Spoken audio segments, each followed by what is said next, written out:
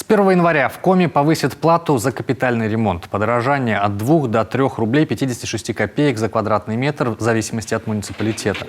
Как отметили в региональном Минстрое, при существующем размере взноса программа капремонта в регионе выполняется лишь на треть. А для исполнения всех запланированных работ ежегодно необходимо не менее 5 миллиардов рублей. До 2025 года нам необходимо было отремонтировать 14 тысяч конструктивных элементов.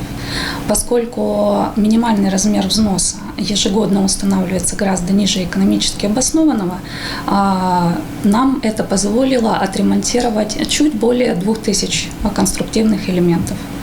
То есть, понятно, масштаб 14 и 2000 конструктивов.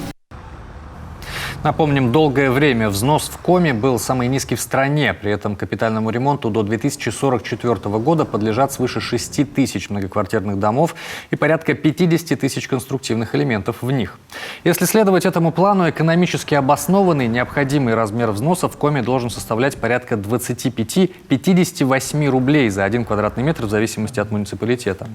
Как пояснили в региональном Минстрое, нынешнее повышение взноса частично активизирует темпы капремонта, но взнос при этом все равно останется на уровне ниже экономически обоснованного. Речь идет о увеличении фонда в целом по республике. Это порядка 380 миллионов рублей. Если рассчитывать, исходя из средней стоимости конструктива, это примерно плюс 80 конструктивов.